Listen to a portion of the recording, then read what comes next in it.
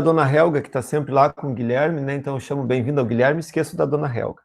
Sejam todos bem-vindos, é uma alegria para nós estarmos reunidos mais esse momentinho aqui nessa noite para o estudo da Palavra de Deus. Vou convidar o Lucas, se ele tem aí uma canção, puder cantar. Pode ser, Lucas? Ou está desprovido aí do violão? Pode, já estou com ele, né? Vou Então vai lá. cantar 77, ó, Rei Jesus, que é pouco cantado. Beleza.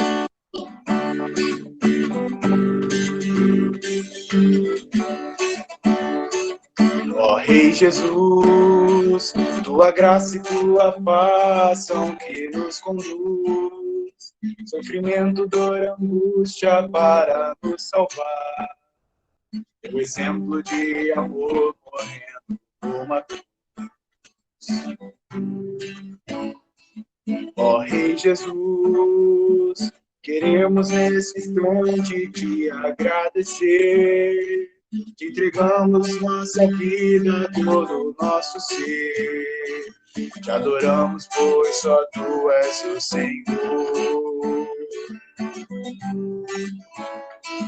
Como não falar? Quando está contigo em tua casa, Pai, os pecados e maldades queres perdoar. Redimido nós iremos te servir. Como não falar? Quanto é bom estar contigo em tua casa, Pai. Os pecados e maldades queres perdoar. Redimido nós iremos te servir.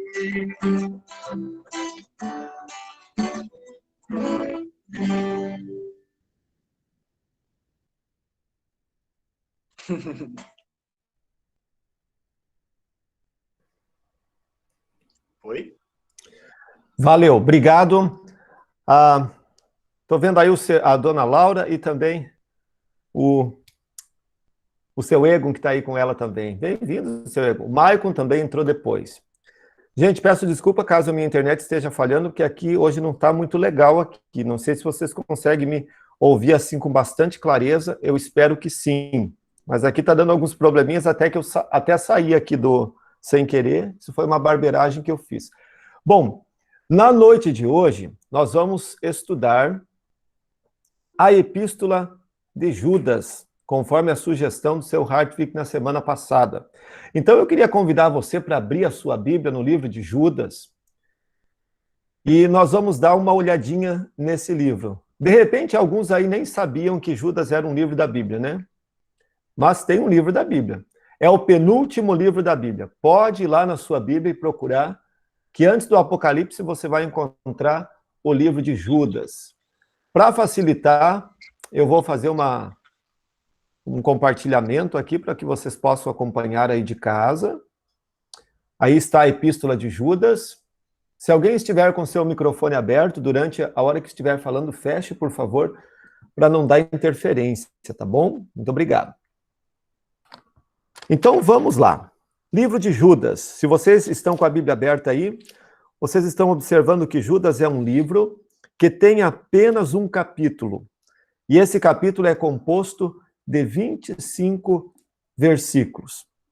Nós vamos hoje estudar esse livro todo nesses 50 minutos que aí nos restam. Vocês vão perceber que não é tão difícil de estudar o livro de Judas. Eu começo trazendo uma citação de um teólogo antigo chamado Orígenes. Orígenes disse uma vez uma frase assim: Judas é um livro de apenas alguns versos, mas repletos de poderosas palavras de sabedoria celestial. Eu não sei quantos de vocês já leram o livro de Judas. É bem provável que tenha sido poucos que tenham lido, porque é um livro que, se vocês notarem, nem nos cultos a gente nunca vê o pastor citar Judas, né? Muito raramente se escuta alguém dizer o livro de Judas, falar alguma passagem do livro de Judas. Mas, na realidade, Judas é um livro pequenininho, mas de um conteúdo muito grandioso. Vocês vão ver hoje, depois do estudo, como vocês vão ler o livro de Judas e vão aprender muita coisa com esse livro. Bom, qual é o conteúdo dessa carta? Antes de tudo, eu queria dizer assim, Judas é uma das cartas gerais também, ou cartas universais. Nós acabamos de estudar 1 Pedro, onde nós aprendemos que as cartas universais são cartas que não foram escritas para nenhuma igreja em específico, mas foram escritas para os cristãos em geral. Por isso são chamadas de cartas gerais ou cartas universais. A epístola de Judas é uma dessas epístolas. Qual é o conteúdo dessa epístola? A palavra carta e epístola é a mesma coisa, tá? Então, quando você ouve na igreja dizer a leitura da epístola, quer dizer a leitura da carta. Foi escrita como advertência contra certos cristãos só de nome, que ameaçavam solapar e destruir a comunhão dos crentes por seu caráter e conduta imorais. Então, é bom a gente, antes de ler um livro, ter algumas informações sobre ele. O que nós vamos encontrar dentro do livro de Judas? Advertências. Advertências contra alguns cristãos que eram cristãos apenas de nome. E por isso eles ameaçavam a comunhão dos crentes, traziam condutas imorais.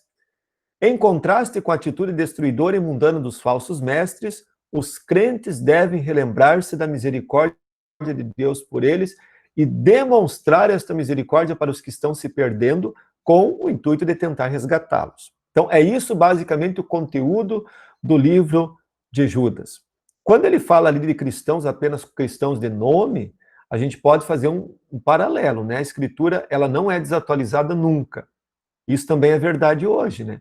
No contexto que nós vivemos, também existem na nossa igreja cristãos que, porventura, sejam cristãos apenas de nome, né? Que estão ali porque um dia tiveram o seu nome escrito lá no livro da igreja, na relação com membros, mas que são cristãos que às vezes não se preocupam, não se importam com a sua vida espiritual e nem sequer se importam de viver uma vida que agrade a Deus, né? E ainda mais grave, muitos desses cristãos trazem essas condutas imorais ou tentam estabelecer essas condutas imorais dentro da igreja. Então, esse vai ser o grande alerta na carta de Judas. Quem é o autor? Botei a foto dele aí, alguém reconhece? Esse Judas, quando fala de Judas, a maior parte das pessoas já se lembra do Judas que era apóstolo de Jesus, que traiu Jesus por 30 moedas de prata, que tirou a própria vida, que foi tesoureiro no grupo de apóstolos. Mas não é esse o Judas que escreveu esse livro. O nome dele é Judas, mas é um outro Judas. Esse Judas que escreveu esse livro, ele é irmão de Jesus. Se você conferir na tua Bíblia Mateus 13:55, você vai observar que lá fala que Judas era irmão de Jesus. Alguém pode ler Mateus 13:55 bem rapidinho? Vai acompanhando aí na Bíblia que o estudo fica mais interessante. Mateus 13:55. Quem encontrar já sai lendo.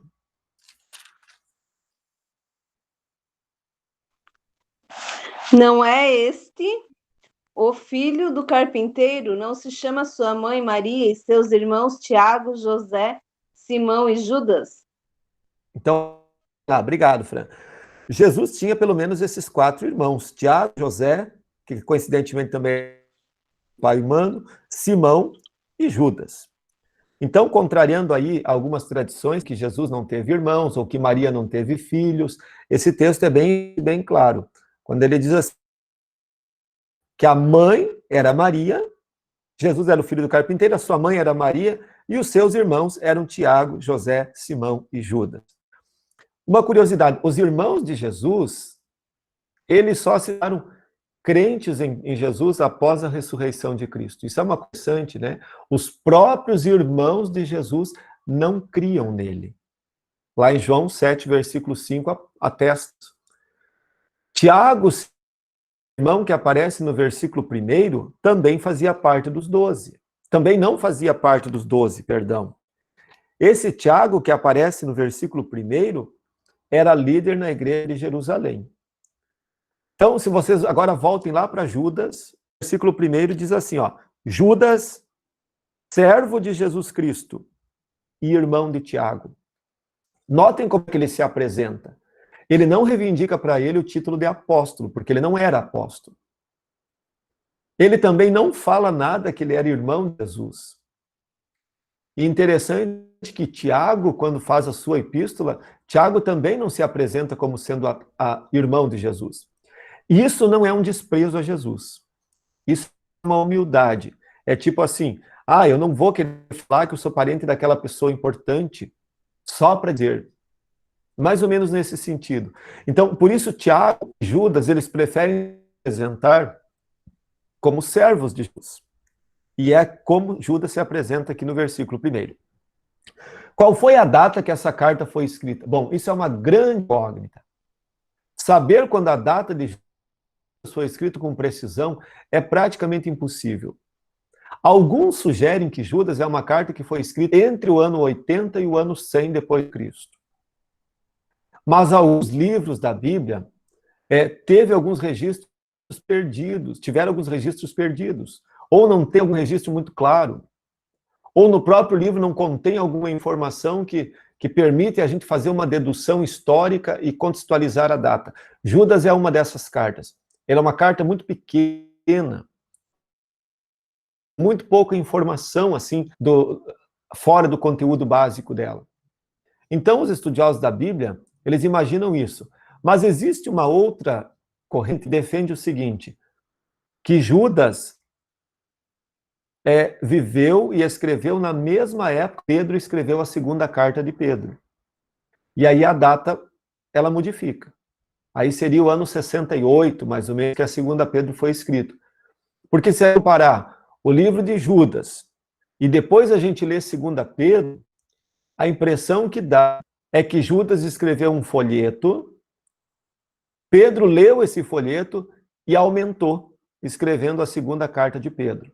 Então você pode fazer esse exercício. Leia depois a primeira carta de Judas inteira e depois leia o livro de 2 Pedro. Você vai perceber que o conteúdo é o mesmo. Porém, Judas de uma forma mais resumida. Quem eram os destinatários de Judas? Como eu disse, Judas não é uma carta específica para uma igreja. É uma carta universal e por isso essa carta foi dirigida para todos os cristãos. Lá no versículo 1, ele já diz, Judas, servo de Jesus Cristo, irmão de Tiago, aos chamados, amados em Deus Pai e guardados em Jesus Cristo. Para quem que ele escreveu? Para os que foram chamados. Então, para aqueles que fazem parte da igreja cristã.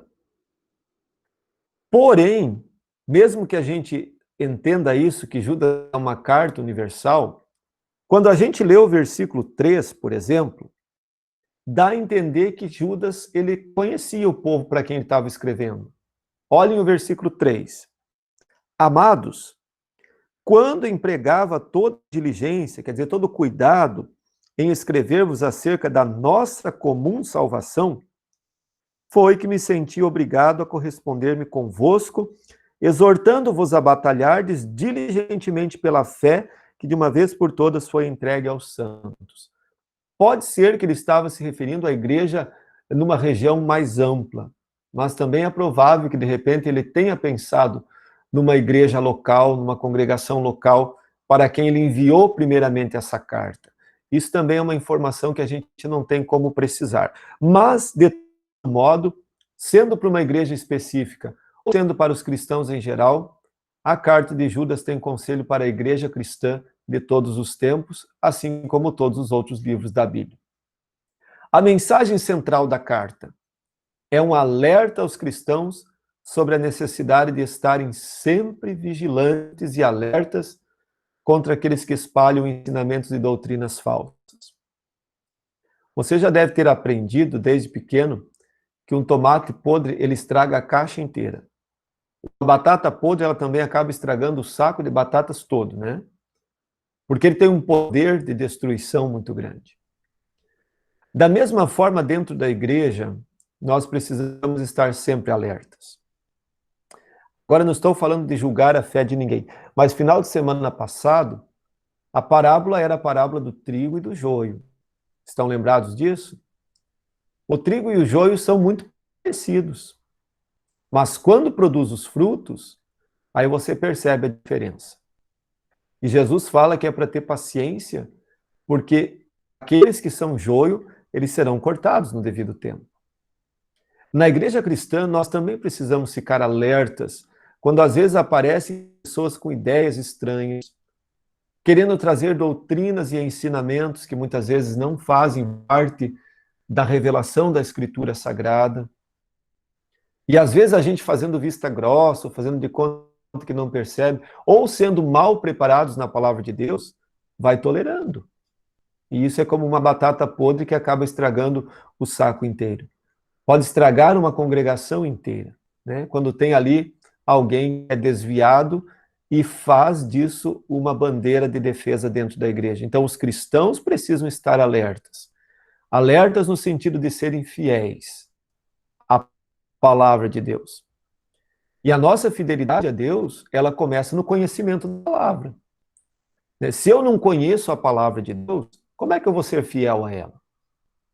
Aí eu fico como esse povo que às vezes acha que está tudo certo, desde que carregue uma Bíblia debaixo do braço, ou desde que mencione a palavra Deus, ou desde que fale o nome de Jesus. Que hoje em dia tem um discurso assim que em nome da bondade parece que vale tudo, né? A bondade e a pobreza, pode observar. A bondade e a pobreza ganharam uma bandeira de santidade em algumas igrejas cristãs. E isso é virtuado. Tem um termo que hoje em dia se fala na missão integral da igreja. A missão integral da igreja é uma dessas coisas que bota a pobreza, os marginalizados, como se fosse uma casta acima, isenta do pecado. Então nós precisamos estar sempre alertas com isso. Bom, tendo dito essas informações preliminares do livro de Judas, vamos então estudar um pouquinho o texto bíblico. No início começa com uma saudação. Eu já li o versículo 1 e o versículo 2. Ele se apresentou, disse que era irmão de Tiago, nós já vimos que ele era irmão de Jesus, ele já disse que ele escreveu para os amados, que foram chamados, e que são guardados em Cristo. E aí ele deseja no versículo 2, a misericórdia, a paz e o amor sejam multiplicados. Obviamente que da parte de Deus. Nos versículos 3 e 4, nós temos aí o motivo da carta. Ele fala dos falsos mestres infiltrando entre os cristãos. Então, por favor, alguém de vocês aí pode ler o versículo 4, o versículo 3 eu já li. Eu leio. Pois certos indivíduos se introduziram com dissimulação, os quais desde muito foram antecipadamente pronunciados para esta condenação. Homens ímpios, que transformam em libertinagem a graça de nosso Deus e negam o nosso único soberano e Senhor Jesus Cristo. Muito obrigado. Indivíduos se introduziram com dissimulação, né? Isso aqui significa pessoas de má índole, pessoas que não têm a verdadeira consciência cristã, ou verdadeiro comprometimento, eles estão infiltrados. Essa imagem aí é muito sugestiva, né? Olha lá. Quando a máscara da ovelha está ali na mão dele. Mas, quando ele tira a máscara, por trás está um verdadeiro lobo. Entre os cristãos, existem lobos no meio das ovelhas. Jesus alerta para isso, né? Então, a gente precisa, é convidado por Judas nessa carta a se antenar para essas coisas. A ficar alertos contra os falsos mestres. O que é um falso mestre? Um falso mestre não é necessariamente alguém que levanta uma bandeira e fala mal de Deus abertamente.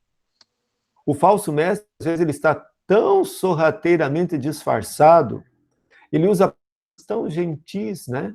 Por exemplo, você ser um pessoal que caminha aí falando muito amavelmente, com uma Bíblia debaixo do braço, é uma seita, mas nega Jesus Cristo como sendo Deus. Essa seita se chama Testemunha de Jeová. Para a seita Testemunha de Jeová, Jesus não é verdadeiro Deus. Mas se você escuta esse pessoal falar, eles são muito amáveis. Mas eles anunciam uma mensagem que não é verdadeira. Então, isso é uma mensagem, é um falso mestre. Bom, versículo 3. Eu senti-me obrigado, ele diz. Então ele mostra a questão da urgência.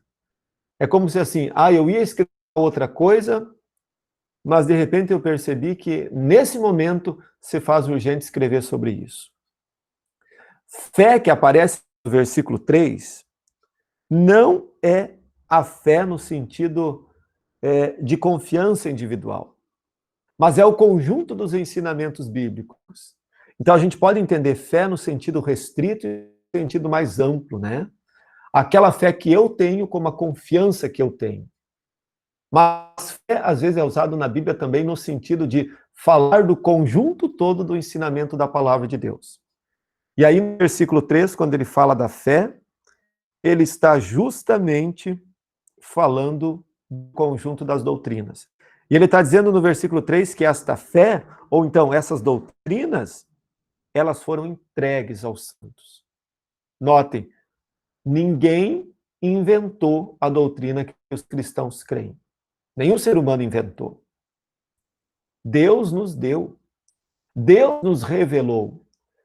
Esse texto de Gálatas é um texto importante para a gente ter sublinhado na nossa Bíblia. Queria que alguém de vocês lesse. Por favor. Gálatas 1, 9.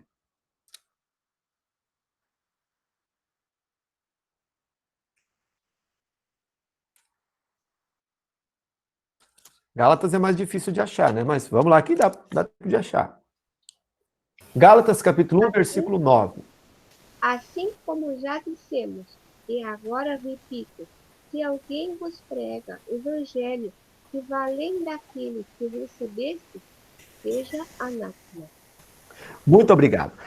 Paulo está dizendo aqui para os cristãos, para os Gálatas, né? Se alguém prega um evangelho, quer dizer, evangelho aqui também no sentido de mensagem, de doutrina. Se alguém lhes prega um ensinamento, uma doutrina que vá além daquilo que vocês receberam, ou além daquilo que Cristo revelou, que Deus revelou na Escritura, que esta pessoa seja anátema. Alguém tem aí o significado da palavra anátema? O que significa ser anátema?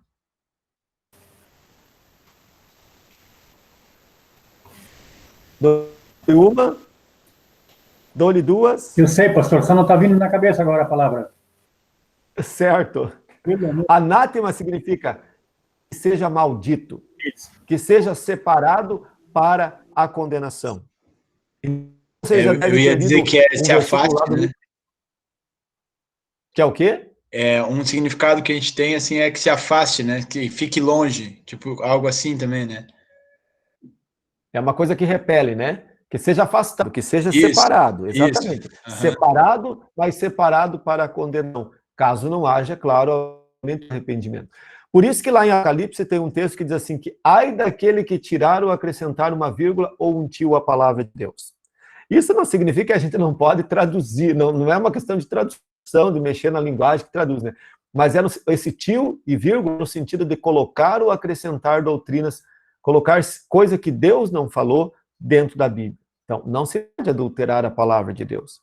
Bom, no versículo 4, ele está dizendo que essas pessoas, né, que estão infiltradas, elas transformam em libertinagem a graça de Deus.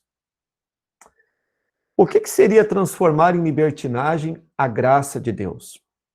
Bom, às vezes, pessoas mal informadas, eu já escutei muito isso, e você deve ter escutado também. Acusação que diz assim, a igreja luterana é uma igreja em que a pessoa que não quer ser nem de Deus nem do mundo, ela pode ser luterana. Porque lá na igreja luterana, a pessoa pode fumar, pode beber, pode isso, pode aquilo. Bom, eu nunca ensinei isso para ninguém. E eu também nunca escutei nenhum pastor dizer no púlpito que a pessoa pode fumar, que ela pode se embebedar, que ela pode farrear o tanto que ela quiser, que a salvação é pela graça de Deus. E você provavelmente não deve ter escutado. Por quê? Porque as pessoas fazem uma confusão. Quando as pessoas leem assim na Bíblia e aprendem, nós luteranos cremos, pregamos e ensinamos corretamente de acordo com a Escritura, de que a salvação é unicamente pela graça de Deus. Quer dizer, Deus me dá graciosamente, eu não faço nada para merecer a salvação. Então, alguns equivocadamente pensam, então já que Deus me dá a salvação, então eu posso viver de qualquer maneira. Obviamente que não. Essa é uma compreensão libertina da graça de Deus. A libertinagem quer dizer, você transforma a graça de Deus numa coisa absurda, transportando para dentro da tua vida cristã, para dentro de tudo quanto é a imoralidade. Em outras palavras, alguns dizem que é a graça barata, né?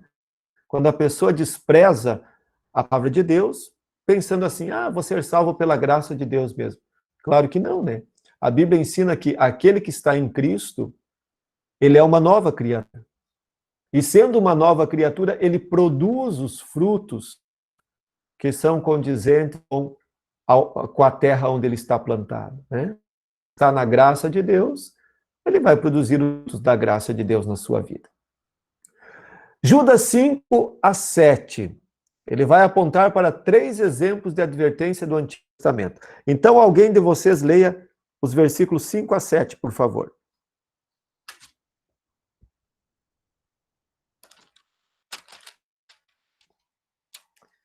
Rapidinho. Eu leio. Judas. Embora vocês conheçam tudo isso, quero lembrar que o Senhor salvou o povo de Israel, tirando-o da terra do Egito, mas depois destruiu aqueles que não creram. Lembrem, só um instante.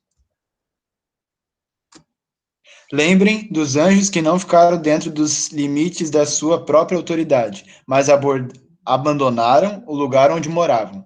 Eles estão amarrados com correntes eternas, lá embaixo na escuridão, onde Deus os está aguardando para aquele grande dia em que serão condenados. Lembrem dos moradores de Sodoma, de Gomorra e das cidades vizinhas, que agiram como aqueles anjos e cometeram imoralidades e pecados sexuais. Eles sofreram o castigo do fogo eterno, o que é um aviso claro para todos. Muito obrigado. Então, os 3 exemplos que ele aponta aqui. O primeiro deles, castigo dos israelitas que não creram. Olha para essa imagem aí. Vê se você se lembra de qual história da Bíblia essa imagem faz parte. Esse povo está carregando um cacho de uva tão grande que precisa de um varão e 2 pessoas para carregar. E lá atrás vem vindo outros 2 com um balde cheio de frutas, muita fartura. O que tinha acontecido aí? Foram aqueles que foram enviados. A festa da colheita? Não, não é a festa da colheita. Aí, não. Quando o povo de Israel saiu, vocês se lembram? A terra prometida, né, pastor? Isso mesmo.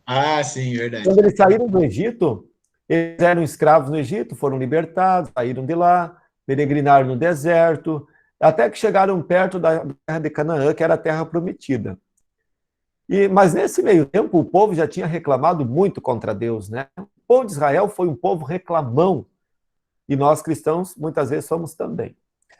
Então o povo de Israel já tinha reclamado muito pelo deserto, que não tinha água, que não tinha comida, mas Deus nunca deixou faltar nada para eles. Deus os conduziu sempre com mão amorosa, mas eles sempre achavam que Deus tinha tirado eles de lá para morrer no deserto. E aí então, quando chegaram perto da terra prometida, ainda do outro lado do Jordão, foram enviados espias, que fossem lá na terra, sondar a terra para ver o que era essa terra. E esses aí que estão voltando, eles estão voltando de lá e trazendo uma amostra do que eles encontraram na terra prometida. A uva era tão grande, as frutas eram com fartura, e eles descreveram, é uma terra que mana leite e mel. Porque lá tinha uma coisa que as cabras pastavam, e aquilo fazia tão bem para elas que os peitos das cabras jorrava leite, né? Pelos campos. E a florzinha amarela, então, vem dali o mel. Então, vem essa expressão, manava leite e mel. Quer dizer, pingava das mamas das cabras o leite de tão abundante que era a pastagem. Só que aí eles voltaram de lá trazendo essa amostra e disseram, mas tem uma coisa, nessa terra tem gente muito forte, tem homens muito grandes. Nós vamos fazer o que lá? Nós vamos lá para morrer? Então eles desafiaram Deus. Já não era a primeira vez. Deus tinha atravessado eles no Mar Vermelho, Deus tinha alimentados com codorna, com pão que chovia do céu. Deus tinha feito água brotar da rocha. Tanto milagre Deus tinha feito para aquele povo. E agora, quando chegam às portas, eles dizem, mas nós viemos até aqui para morrer na mão daqueles homens que são grandes. Ou seja, eles não confiaram que mais uma vez a evidência de Deus estaria ali. E aí Deus, então, diz, olha, esse povo não vai entrar na terra. Vão todos morrer cadáveres aqui no deserto. E nem mesmo o próprio Moisés pôde entrar. A não ser duas únicas pessoas. Arão e Calebe. Que puderam entrar na terra prometida. Então, ali o Judas está citando esse exemplo, né? O exemplo da... Era Josué e Calebe? Josué e Calebe, obrigado, Josué e Calebe. Eu falei Arão, né? Josué e Calebe. Então, eles então desafiaram Deus. E Judas estava trazendo esse exemplo. Olha, pessoas que estão infiltrando são assim. Agora, o versículo 6, os anjos caídos. Quem são os anjos caídos? Bom, a gente poderia talvez discutir melhor isso aqui, apontar para uma série de outras teorias, mas os anjos caídos são os demônios. Vocês sabem que quando Lúcifer ele caiu, ele levou com ele também outros anjos, que também seguiram Lúcifer. E esses anjos que seguiram Lúcifer, que se tornou Satanás, eles são chamados de demônios. Então, assim como Deus tem os seus anjos que os servem nos céus e que nos cuidam na terra, enviados por Deus, o diabo também tem os seus anjos do mal, que são os demônios, que também estão a serviço de Satanás. E aí lá, então, em Apocalipse 20, versículo 12, fala que esses anjos, eles também serão condenados no dia do juízo final. Então, Judas está citando esse exemplo no versículo 6. Os anjos, os que não guardaram o seu estado original. Ou seja, eles antes de serem demônios, também eram anjos bons, criados por Deus, em algum dos 6 primeiros dias da criação. Porque no 7º dia Deus não criou nada. Então, os seres angelicais, eles também são criatura de Deus. E aproveitando então mais uma vez para reforçar, anjos não devem ser adorados. E não devemos orar para anjos. Santo anjo do Senhor, oraram algumas pessoas antigamente. Está errado. Porque essa oração está se dirigindo para o anjo. O anjo é uma criatura de Deus. Então, se você quer pedir a proteção dos anjos, então ore a Deus. E diga, Senhor Deus, envia os teus anjos ou o teu anjo para me guardar. Mas nunca ore para um anjo. Orar para um anjo é uma idolatria. Versículo 7, ele lembra o exemplo de Sodoma e Gomorra. E cada vez que a gente lembra de Sodoma e Gomorra, a gente lembra da mulher do Ló, que ela virou uma estátua de sal. Né? Sodoma e Gomorra são os símbolos no Antigo Testamento da perversão humana. Você pode ler sobre Sodoma e Gomorra lá em Gênesis capítulo 19. Não dá tempo de ler tudo aqui, mas eu vou deixando os textos de referência com as dicas aí para você depois, então, tire um tempinho maior e vá lendo. Então, você pode ir sempre anotando do lado dos versículos quando eu comento, e também grifando nas palavras. A Bíblia, eu comentei semana passada, é um livro para a gente riscar, é um livro para escrever, né? Que é um livro de estudo. Vamos agora adiante em Judas 8 a 13. Quem lê para nós 8 a 13?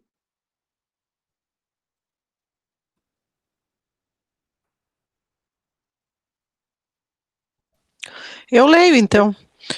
Vai Ora, lá. estes da mesma sorte, quais sonhadores alucinados, não só contaminam a carne, como também rejeitam governo e difamam autoridades superiores. Contudo, o arcanjo Miguel, quando contendia com o diabo e disputava a respeito do corpo de Moisés, não se atreveu a proferir juízo infamatório contra ele. Pelo contrário, disse: o Senhor te repreenda. Estes, porém, quanto a tudo o que não entendem, difamam, e quanto a tudo o que compreendem por instinto natural, como brutos sem razão, até nessas coisas se corrompem.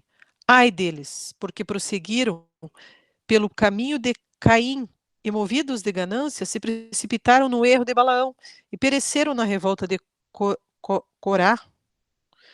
Estes homens são como rochas submersas em vossas festas de fraternidade, banqueteando-se juntos sem qualquer recato.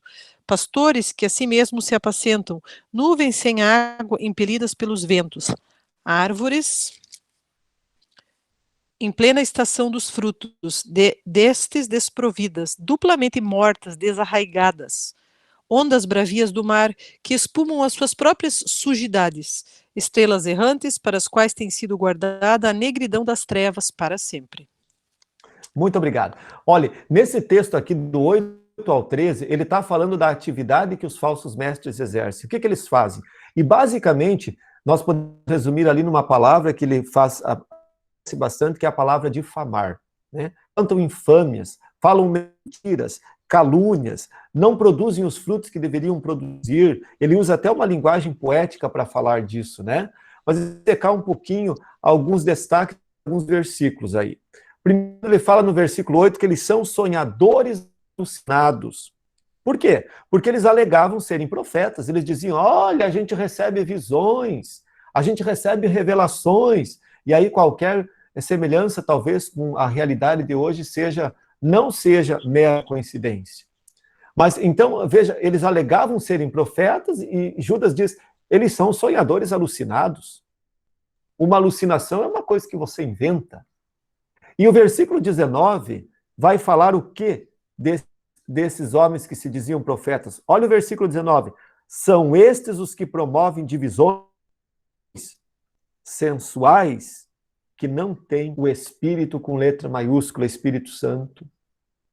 São gente que se fala por si próprio e diz que é Deus que está falando. Então tem muita revelação desse tipo, né? Que as pessoas dizem, se intitulam, dizem que estão recebendo ação, mas na verdade estão falando alucinações da sua própria cabeça. Então isso estava infiltrado na igreja cristã quando Judas escreveu a sua carta. No versículo 9, nós temos ali dificuldade. Ele fala do arcanjo Miguel. O arcanjo Miguel é um anjo que estava disputando o corpo de Moisés. Bom, da onde Judas tira isso aqui? Essa citação que Judas faz aqui não é uma citação da Bíblia.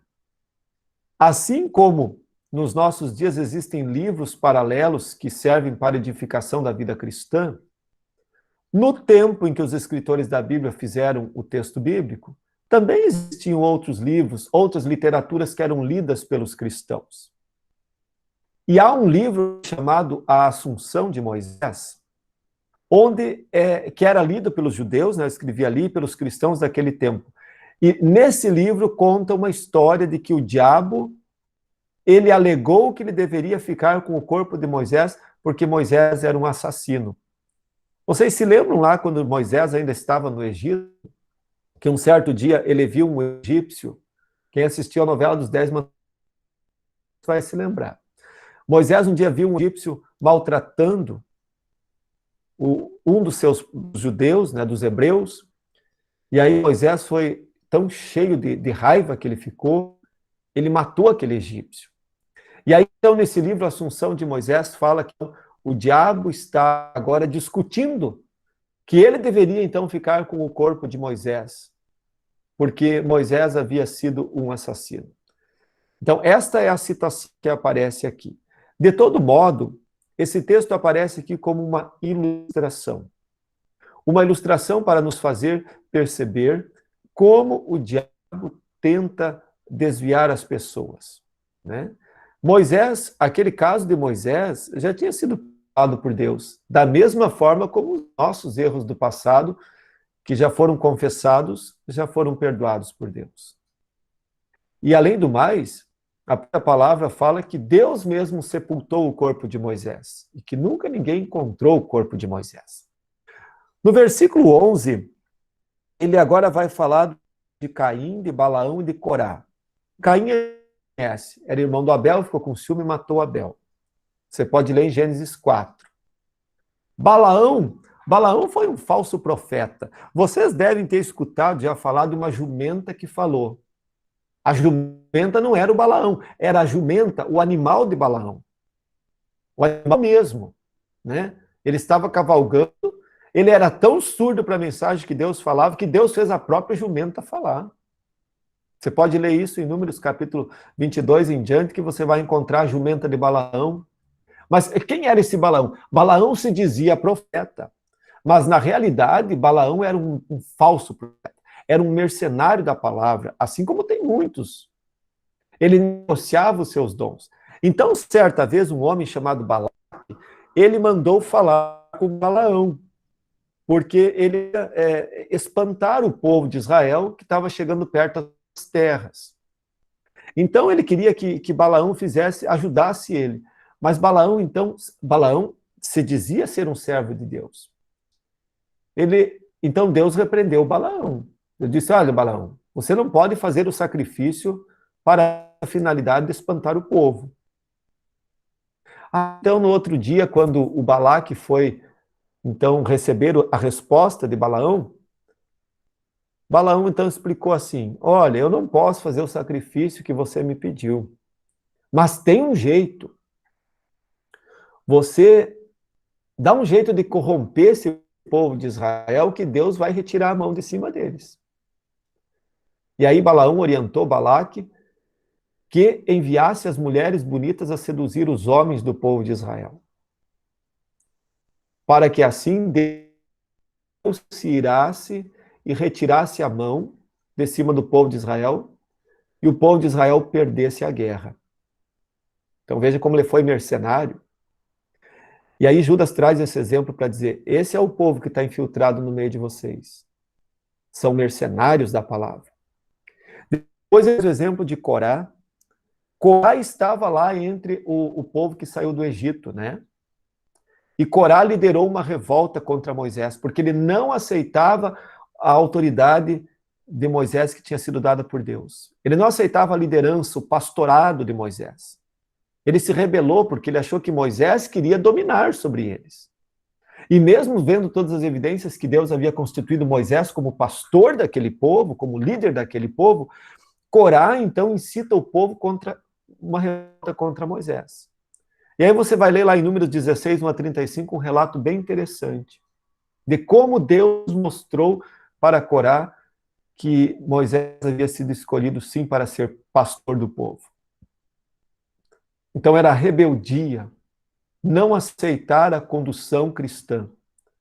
E aí leia lá Números 16 que você vai ver qual foi o fim de Corá.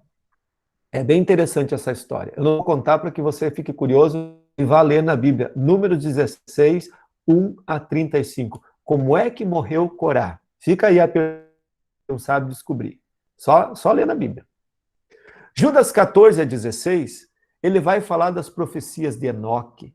Aqui também há uma coisa muito curiosa. Enoque também era um desses livros que foram escritos à parte, que eram lidos como literatura, mas não é um livro bíblico.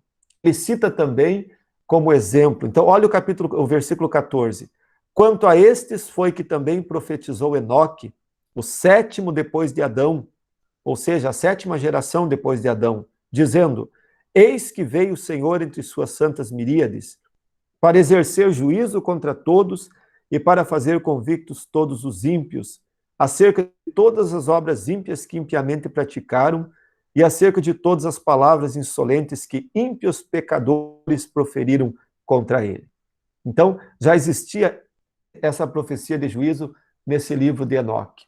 Enoque, para quem não se lembra, foi tido lá em Gênesis 5, 23 a 24, como o homem que andava com Deus. O homem que andava com Deus significa que seguia os preceitos de Deus. Enoque é pai de Matusalém, o homem mais velho da Bíblia, o Matusalém. Judas 17 a 19. Alguém pode ler? Eu leio. Vós, porém, Primeiro versículo 16. Os tais são murmuradores, são descontentes, andam segundo suas paixões, a sua boca vive propalando grandes arrogâncias, são aduladores dos outros por motivos interesseiros. É o político, né? É o político agora no mau sentido. Aquele que faz, não é político, é o politiqueiro, tem uma diferença, né? O politiqueiro. Aquele que está sempre assim, ele se faz de teu amiguinho para ganhar a tua confiança. Vai ali para o outro, fala completamente diferente. Ele não tem compromisso com nenhum discurso. Ele tem compromisso para aquilo que convém para os seus interesses próprios. Isso é fazer politicagem. Então ele diz, esse povo que está aí, no meio de vocês, eles são assim, são aduladores por motivos interesseiros. Versículo 17, ele vai repetir as advertências sobre os falsos mestres. Vai frisar de novo. Então está escrito lá, ó. Vós, porém, amados, versículo 17. Lembrai-vos das palavras anteriormente proferidas pelos apóstolos do Senhor Jesus Cristo, os quais vos diziam, no último tempo haverá escarnecedores, andando segundo suas ímpias paixões. São estes os que promovem divisões sensuais e que não têm o Espírito. Então, notem, ele se refere dizendo, olha, os apóstolos já alertavam. E notem vocês, queridos irmãos, que a igreja cristã continua advertindo, a Bíblia continua nos advertindo em todos os tempos com relação a isso, né? A essa necessidade de vigilância, ao fato de que continua existindo escarnecedores, pessoas que zombam e que andam segundo as suas ímpias paixões. No versículo 20 ao 23, ele vai fazer uma demonstração. Alguém quer ler? Posso ler aqui, pastor? Opa! Vou ler então. Vós, porém, amados, edificando-vos na vossa fé santíssima, orando no Espírito Santo, guardai-vos no amor de Deus, esperando a misericórdia de nosso Senhor Jesus Cristo para a vida eterna. Mas... Até o 23. E compadecei-vos de alguns que estão na dúvida. Salvai-os, arrebatando-os do fogo, quanto a outros, sede também compassivos em temor, detestando até a roupa contaminada pela carne. Muito obrigado. Vejam que coisas bonitas tem aqui. Essas palavras que Judas está dizendo aqui são palavras preciosas. Versículo 21, ele diz, guardai-vos no amor de Deus. Fiquem perto de Deus. Fiquem perto da sua doçura, do seu evangelho, da sua misericórdia, da sua palavra, que muitas vezes é palavra de exortação e que nós precisamos ouvir. A exortação da palavra de Deus é para o nosso bem. Ela é para nos reconduzir muitas vezes ao caminho de Deus. Ela é para nos conservar. Então, guardai-vos no amor de Deus. Quer dizer, não se deixe levar por qualquer coisa que vem. Ou como diz João Batista, não sejam caniços agitados pelo vento. Mas guardai, olhai, fazer aquilo que Paulo diz, examinai as Escrituras, porque julgais ter nelas a vida eterna. Que a gente saiba examinar a Escritura.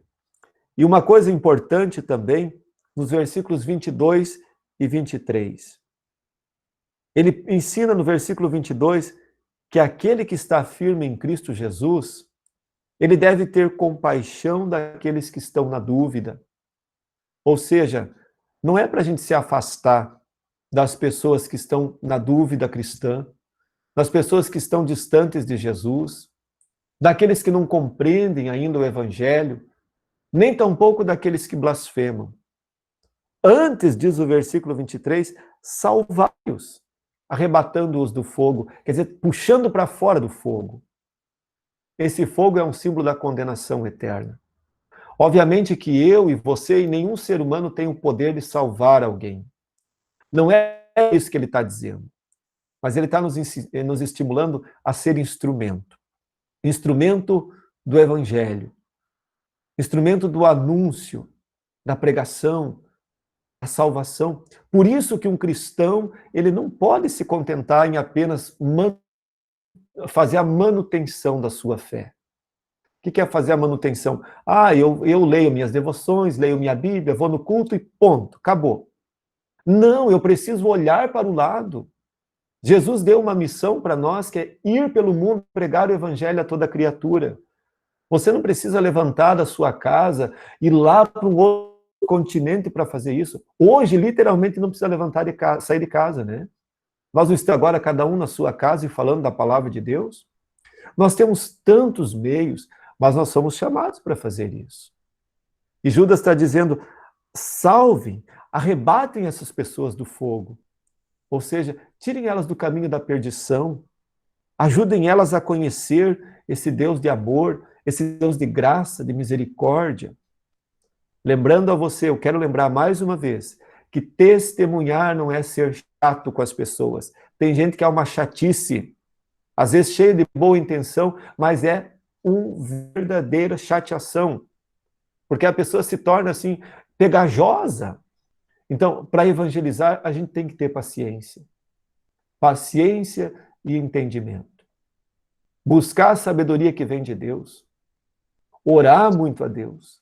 Pedir a Deus que me dê oportunidade, que me dê as palavras, e fazer isso em doses homeopáticas. Então, se você tira aqueles de lição, porque tem aquele que dá lição de moral e pensa que está testemunhando, né? Da lição de moral, ele sempre tem esse dedo aqui levantado, ó. Presta atenção. Já ensinei isso para vocês. Observa no culto. Pastor que prega muito assim, está pregando muita lei. Então, esse é o dedo da lei. E quando você sempre está fazendo assim, você está dando lição de moral. E dar lição de moral não é pregar a graça de Deus. Nós precisamos da lei. Precisamos ter os nossos pecados apontados, revelados. Precisamos ter o chamado da detestação. Mas precisamos fazer isso com carinho. Por isso que tem aquele ditado que diz assim, que existem duas formas de falar uma verdade. Com amor e sem amor. O sem amor é cruel, é perverso, ele joga na cara porque ele está certo e ele tem que falar a verdade, ele tem que vomitar a verdade. Mas ele não está agindo com amor. Ele não está querendo ganhar o pecador, ele não está querendo corrigir. Isso vale para os nossos relacionamentos também. Isso é deixar-se inflamar do velho homem. E nós precisamos de Deus que nos ensine a fazer isso. Então, a nossa vida cristã, por isso que eu sempre digo, na vida cristã não existe aposentadoria. Se você que está aí me escutando, você já é aposentado, você pode ser aposentado no teu ofício de profissão. Mas saiba que, como cristão, você não está aposentado ainda. E nem vai ser, só o dia que Jesus te chamar, né? Então, enquanto a gente tem fôlego de vida, nós somos chamados a testemunhar e orar pelas pessoas. Por fim, a doxologia. Doxologia quer dizer uma palavra de glória, um hino de louvor, um hino de exaltação. Versículos 24 e 25 para terminar. Alguém pode ler? Ora, aquele que é poderoso para vos guardar de tropeços e para vos apresentar com exultação, imaculados diante da sua glória, ao único Deus, nosso Salvador, mediante Jesus Cristo, Senhor nosso, glória, majestade, império e soberania, antes de todas as eras, e agora, e por todos os séculos. Amém. Amém. Muito obrigado. Que forma maravilhosa de terminar o livro, não é? Ele faz toda a exortação, faz toda a exortação. Ele nos chama para a gente ser cuidadoso. E no final ele diz a quem deve ser a glória. Ele diz ao nosso Senhor Jesus. A ele especificamente a glória. Aqui a gente distingue, nessa doxologia, quem é um verdadeiro profeta de Deus. Quem é um cristão verdadeiramente comprometido com o Evangelho? É aquele que verdadeiramente aponta para Jesus. Nós somos apenas aqueles pequenos instrumentos. Aquele vaso de barro que Deus guardou dentro de nós, um tesouro, que é o tesouro precioso do Evangelho, da sua graça salvadora. Que Deus nos ensine a ser esses instrumentos humildes todos os dias da nossa vida. Oremos por isso. Busquemos em oração a sabedoria, a força, a graça do Espírito Santo. Por isso, nunca deixe de trabalhar no reino de Deus.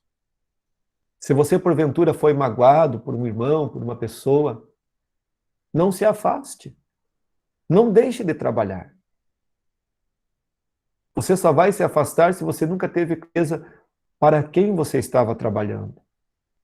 E Judas vai dizer: a Jesus, a Deus O Pai, o Filho e o Espírito Santo. A ele e a mais ninguém seja a glória, agora, em todas as eras e por todos os séculos. Como nós dissemos no início, é um livro curtinho, mas é um livro maravilhoso. Ele esconde atrás desses 25 breves versículos uma mensagem grandiosa. Um livro de uma profundidade tão grande que eu tenho certeza que agora, se você ler ele hoje de noite, ainda antes de dormir, ou amanhã cedo, não sei quando, você vai ler ele com outros olhos. Ele vai te edificar. Tenho certeza disso. A palavra está aberta. Se você quiser fazer uma pergunta ou quiser fazer alguma ação, pode ficar à vontade. Pastor, Sim. no versículo 4, eu tenho a impressão que ele sabia bem certinho para quem ele estava falando, só que ele não quis dar o nome aos bois. É uma possibilidade. Alguns críticos literários da Bíblia entendem exatamente assim como você colocou. Mas não dá para a gente afirmar com certeza, porque não há como comprovar. Pastor, posso falar? Mais alguém gostaria de fazer a sua reação? Eu queria, pastor. Pois não. Posso? Claro. Uma coisa engraçada, uma coisa interessante, quando o senhor abriu o estudo, o senhor fez questão de lembrar a gente de que esse Judas não é aquele, né? E me fez refletir, durante o estudo, aqui mesmo, me fez refletir uma coisa interessante, não tem a ver com a doutrina, mas uma coisa curiosa. Porque, por exemplo, o nome Judas, eu imagino, nunca pesquisei, mas eu imagino que tem origem lá em Judá, ou qualquer coisa desse tipo assim, porque a gente vê pela Bíblia do Antigo Testamento, o nome Judas era um nome muito comum, muito usado e coisa e tal, né? E já no Novo Testamento, eu só conheço o Iscariotes e esse daqui, mais ninguém. E depois disso, nenhum pai se atreve, nem até hoje, a dar nome de Judas para o seu filho. Imagine, né? Não é que não pode, né? É um nome normal. Mas já pensou como é que essa criança ia, quando se tornasse adulto, como ia ser difícil para ele viver, né? E uma outra coisa que chamou a atenção, verdade, ele ia ser sempre visto como traidor. E o próprio Judas, aqui na epístola dele, ele cita também o Caim, né? Que é uma coisa semelhante também. Eu não conheço nenhum homem no mundo chamado Caim. Agora, Abel, tem muitos, né? Assim como tem João, tem Lucas, tem Marcos, tem até Jesus, né? Mas Judas, eu não conheço ninguém chamado Judas no mundo de hoje e nem Caim. Interessante. É verdade. Só uma observação. Judas se tornou um símbolo de traidor, né? Perfeito. Então, chamar a Judas é quando a gente diz, você é um traidor, seu Judas, né? Isso é até saber dizer isso. Eu também não conheço ninguém que se chama Judas. Não sei se vocês conhecem, mas deve ser muito raro, se é que existe. Mais alguma observação, pergunta que os irmãos queiram fazer?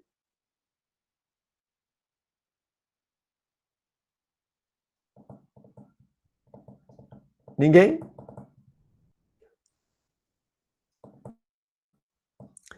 Todo mundo já tinha lido o livro de Judas? Eu já tinha lido, pastor. Eu li algumas vezes, e até porque a gente assiste muitos vídeos no YouTube de outras igrejas cristãs, muitas delas citam o livro de Judas. E eu, por curiosidade, eu li diversas vezes o livro de Judas e senti uma necessidade muito grande, por isso que eu sugeri na semana passada. Senti uma necessidade de entender um pouco melhor. E como o senhor falou, daqui para frente, o livro de Judas vai ser lido de uma forma bem mais fácil. Legal, bacana. Ok, Lucas? É assim. Um resumo de 2 Pedro. Muito bem, gente. Então, nós vamos chegando ao final desse estudo, agradecendo a presença de todos. Gelânia está dizendo que leu todos os livros da Bíblia. Parabéns, Gelânia. E eu gostaria de convidar aí quem... sim. que gostaria de ter os estudos, basta passar o seu contato que a gente envia, tá bom? Ou o seu WhatsApp, ou então um e-mail. Quem quiser ter os estudos tem que passar o contato ou por WhatsApp ou por e-mail que a gente envia, tá? Vou até colocar ali o meu WhatsApp, caso alguém não tenha e queira. É esse aqui, ó, 99934 1060, 47, né? Agradecendo aí a presença de todos. Guilherme, você poderia nos dirigir a Deus em oração nesse momento? Sim. Estão me escutando? Sim. Falamos com Deus. Querido Deus e Pai, nós te louvamos e agradecemos porque nós estudamos agora esse maravilhoso livro de Judas. É um livro pequeno, mas com bastante conteúdo para fortalecer a nossa fé no Salvador Jesus. Te agradecemos por mais esse estudo, esses encontros que estamos tendo. Todos estamos aprendendo muito e nos fortalecendo na fé. Nos guie sempre com o Teu Espírito Santo para que nós nos motivemos a estudar a Tua Palavra e nos fortalecer para nos proteger dos falsos ensinamentos que possam acontecer ao nosso redor, bem como nos aproximar cada vez mais de Ti. Nós pedimos perdão pelos nossos pecados, em nome de Jesus. Amém. Amém. Muito obrigado, Guilherme. Lembrando a todos também que os estudos ficam gravados, tá? Logo depois o Guilherme disponibiliza. Se alguém depois quer passar adiante, ou então quer ver com mais calma outra hora, conferindo, também pode ter essa possibilidade. Dona Marilete, já anotei aqui o seu contato, depois já logo lhe encaminho, ok? E os demais a gente pode colocar